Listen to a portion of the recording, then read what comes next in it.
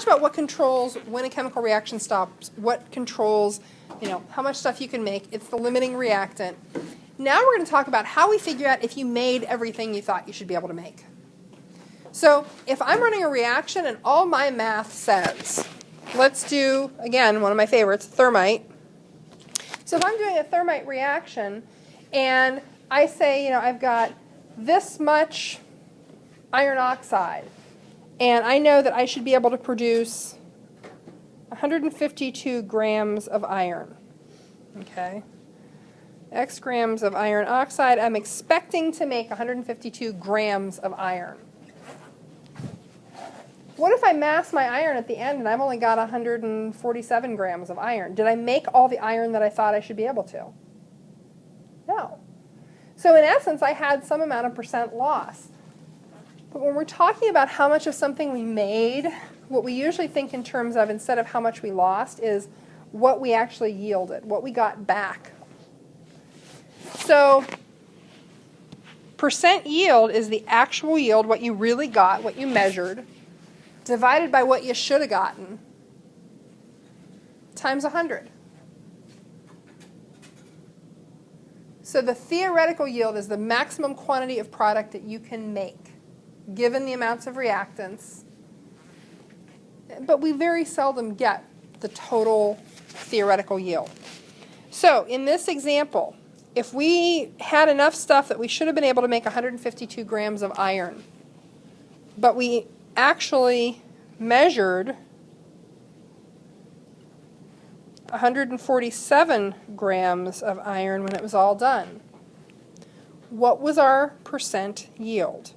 So we take our actual, which is the 147, and we divide that by our theoretical, which was the 152. What do you get? If we take it to, we had 96.70 something, something, something. If we take it to 3 sig figs, we're saying we had a 96.7% yield.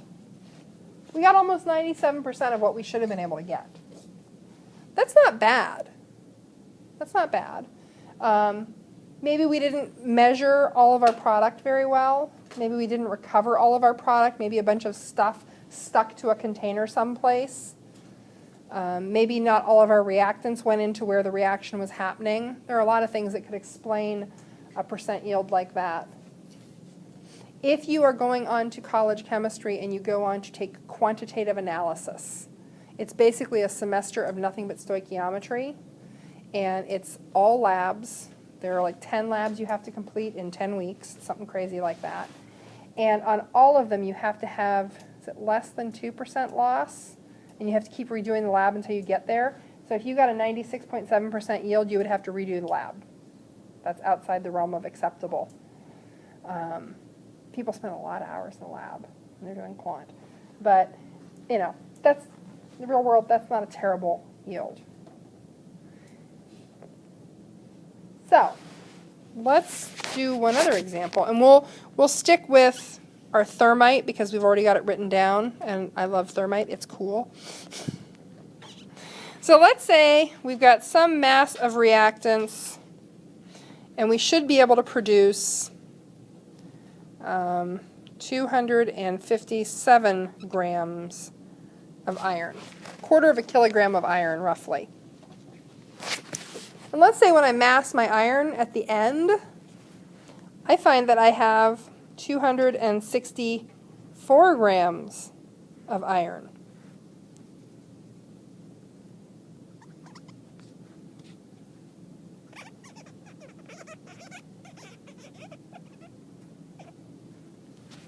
Okay. I find that I have 264 grams of iron. So what's my percent yield? Well, my actual, which is what I measured, 264 grams of iron, over my theoretical, which is what I should have gotten, 257 grams of iron, times 100, what do I get for a percent yield? Who's got a raw number? 102? 0.7. So if we sig fig that, that would be 103%. 103% yield. Is that possible? Well, it's possible to measure 103% yield. Is it possible to actually create more iron molecules or iron atoms than we started with? No. So what happens if you get a more than 100% yield? What happened? You gain something. Well, you gained something. So a couple things could have happened. Maybe you didn't purify your iron. Maybe you're actually massing some of the aluminum oxide in with it. In the case, if you think back to your separations, you had stuff that you had to dry and then mass, and if you mass your stuff wet, you have additional mass. Now that wouldn't happen in this case. This stuff is reacting at like 3,000 Celsius. There's no water in sight. But in a lot of reactions, you finish with wet products, and if you don't thoroughly dry them, it looks like you created additional mass. You can't make something out of nothing.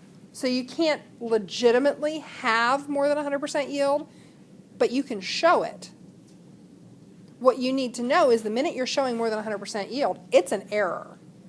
And the minute you have more than 100% yield, you have to go, and again, if any of you take quantitative analysis, you're going to go through this extensively. You have to start looking for what those sources of error are. Did we have wet products? Did we have an impurity in our products? Did I really glom a couple products together and mass them together? So you just need to know that if you've got more than 100% yield, somewhere there's a problem, there's a mistake. And to some degree, having less than 100% yield, I guess it's a mistake. You lost some product. Maybe you spilled something. Maybe you didn't get it all out of the container. There's some issue, but it's more common to lose a little bit of material. We can understand losing a little bit of material. You can't make new material. So the very most basic analysis of percent yield, and trust me, we'll complicate it, is what you actually got, what you actually measure at the end of a procedure. And this is measured quantity. Over your theoretical, what you should have gotten, and the theoretical is calculated. Okay?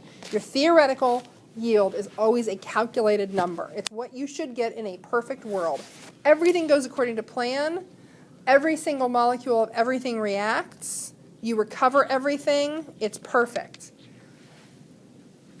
You don't typically get 100% yield because life is not perfect. Who here has made cookies? Who here is making cookies this weekend? Does all the dough from the bowl get onto the cookie sheets? Not if I'm in the kitchen. If you're making a cake, does all the batter from the bowl get into the pan? No. There's some that doesn't get scraped off the bowl. There's some that gets licked off the beaters. There's some that gets splattered on the ceiling or whatever happens. Stuff happens. Same thing happens in a chemical reaction. Not everything that you've got often makes it to the final massing, to the final measurements. Okay, we'll do some. So with this, let me go back to question 3, because this was where I said we're going to tie this together. So can you figure out the mass of each product that you should be able to make? Yes, you can. So we're saying that you've got your sodium hydroxide, and I'm just going to shortcut this and write fat. You've got your fat. You're making 2 products, and they are soap and glycerin. I can't remember for the life of me which is which. Soap. We'll just say soap plus gliss. Can you, from the amount, which one's your limiting reactant? Sodium hydroxide, yeah, because you don't want to have extra sodium hydroxide in your soap or you'll burn somebody's face off. So, from the mass of sodium hydroxide that you're given, can you figure out how many grams of each of these you're going to make? Yeah. If you add those together, should that be the mass of your bar of soap? Yes, plus one thing. No? Plus the however many grams of extra fat you're putting in that you know are not going to react, that are just going to be there. They're going to be there when you start, they're going to be there when you finish. They're just going to be in there. So from that, can you figure out what your bar of soap should mass?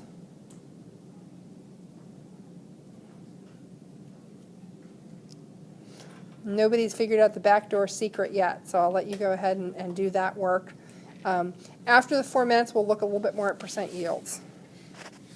Did you look at my period? Okay, so what is this? What's this chemical reaction?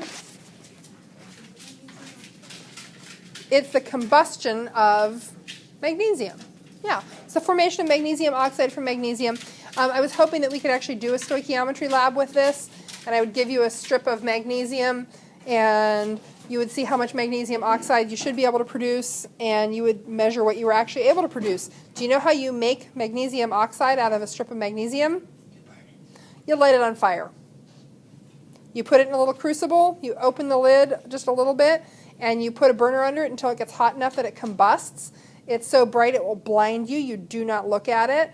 And when you're all done, instead of that nice strip of ribbon, what you have is a pile of gray, ashy-looking stuff. It's magnesium oxide. So we can't find the magnesium ribbon, though I know we've packed it, but so we're not doing this one right now. But this is the combustion of magnesium. Let's say that I give you 150 grams of magnesium ribbon, and you manage to produce 214 grams of magnesium oxide. We're going to assume that your oxygen is unlimited. When we're burning things in the air, we assume that there's no restriction on oxygen. So the magnesium is going to be your limiting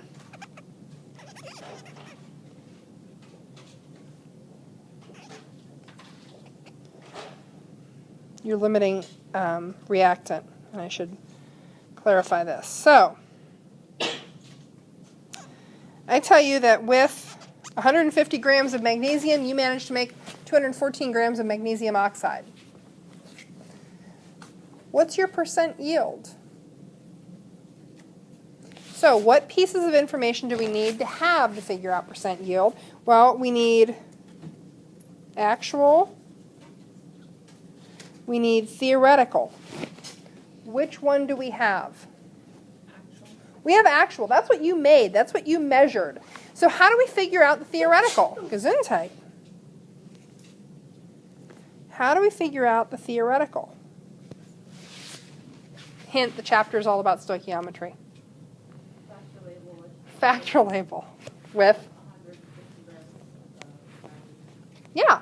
We do a factor label where we start with 150 grams of magnesium we were given, and we figure out how many grams of magnesium oxide we should be able to make. Okay, so we've done a factor label. It shows starting with 150 grams of magnesium, we convert that into moles, we go through the mole ratio, and then we convert all the way over to grams of magnesium oxide. What do we get as a raw number for grams of magnesium oxide? Okay, so we get a raw number of 248.724, etc. grams of magnesium oxide. That is your theoretical. That's what you should have been able to make. If all the stars were aligned, you did everything right, you ate your vegetables, and put your shoes away when you were done. That's what you should have been able to make. Now, what's your percent yield? Well, it's your actual divided by your theoretical times 100. Okay, so now one note, when you do this, don't round this number. Keep that whole number. Don't take your sig figs till the very last step. So what do you get for a raw number for your percent yield? Anybody getting something like 86.03 on and on and on? About 86% yield. So that would be 86.0 when we take it to 3 sig figs. Don't you have to 248.724 to the amount of sig figs? No, you don't round to sig figs until the last step. If I was asking you what's your theoretical yield, to answer that, you would go to sig figs. But when you're doing a problem that's got multiple steps, you never take sig figs till the end. Keep your whole number. And that's a big one in chemistry because very often you've got whole chains of calculations. So if you round at every step, you introduce a lot of error. Good question. So I think I spelled yield wrong. I always spell yield wrong. Y-E-I-E.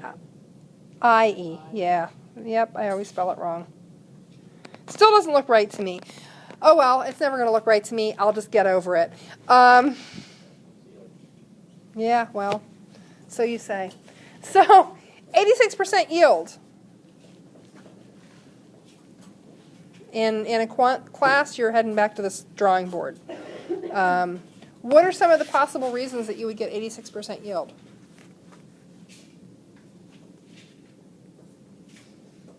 Didn't measure right. Okay, measurement error. What kind of measurement error? You added too much. You added too much?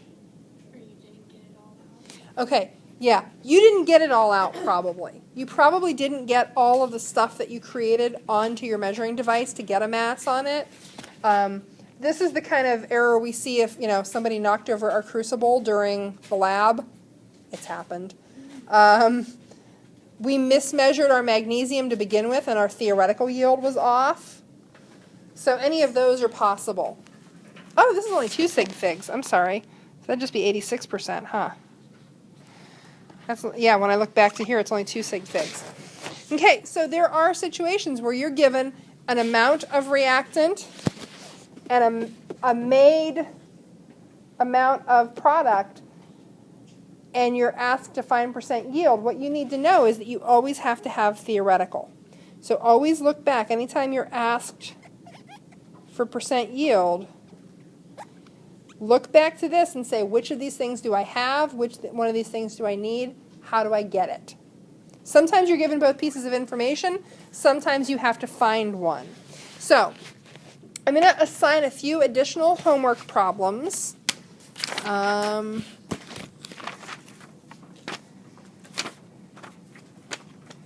28 and, oh boy. Well, let's see. So this is in the chapter review.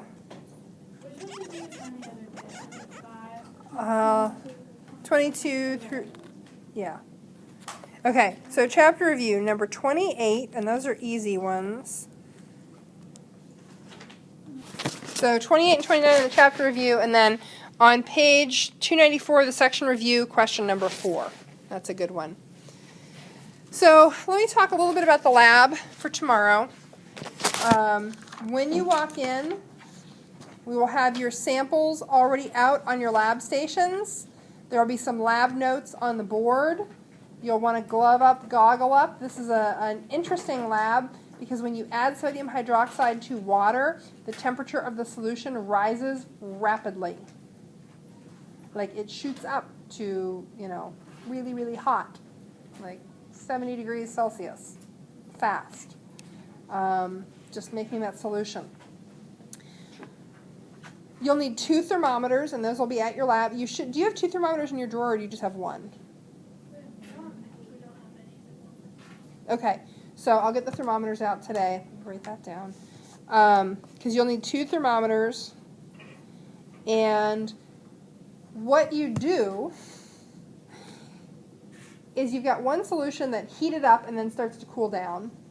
You've got another solution, you've got another substance that you have to warm up. The goal is to have them very close to one another in temperature. And you've got one that's coming up and one that's going down. The thing you have to do is catch them. So we'll also have an ice bath so that if you get one a little bit too hot, you can quick dunk it. You may also want to have a warm water bath because you're really kind of fine-tuning the temp. It sounds more complicated than it is. And you'll learn some soap making terms tomorrow, like trace, when the soap comes to trace. And I will have the Dixie cups ready for your molds. I'll have the lavender oil. And if there's anything else that you want to add to it, you're on your own for that. You will do a percent yield for your soap. So on number 3 on the pre-lab, let me ask you this question. How many of you did all the stoichiometry and got a mass for your total? Mass of all your products plus everything else. Okay, who found the sneaky back door? Mass of products has to equal what?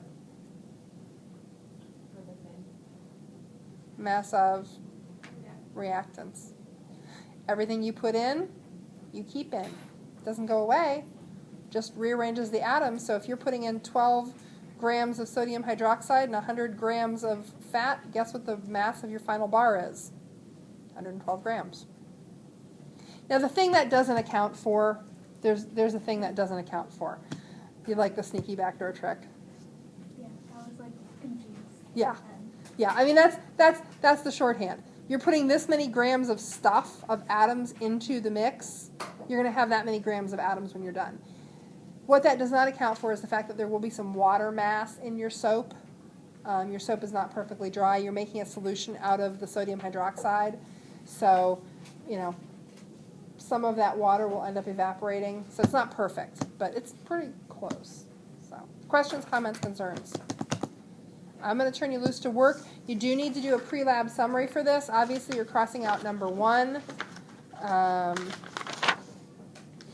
Oh, I know the other thing that I was going to talk about. Okay, so you're making these bars of soap. You might give them to someone you love. And Moser says things like, yeah, if you don't have enough fat in there, it'll burn their face off. Ha ha ha ha ha. I have a question. Okay. So is it chapter? No. No. Tuesday? No, Monday? Monday? Monday. Monday. Monday's good. Monday's what? Cookies. That's okay. We can have the chapter review while we eat cookies. We'll figure it out. No. Yeah, chapter review. Let's have that due Monday. Just go ahead. For right now, why don't you leave them... No, you know what? 3, 3, 4. Don't put any over on the physics ones because I have to move all the physics junk out of the way.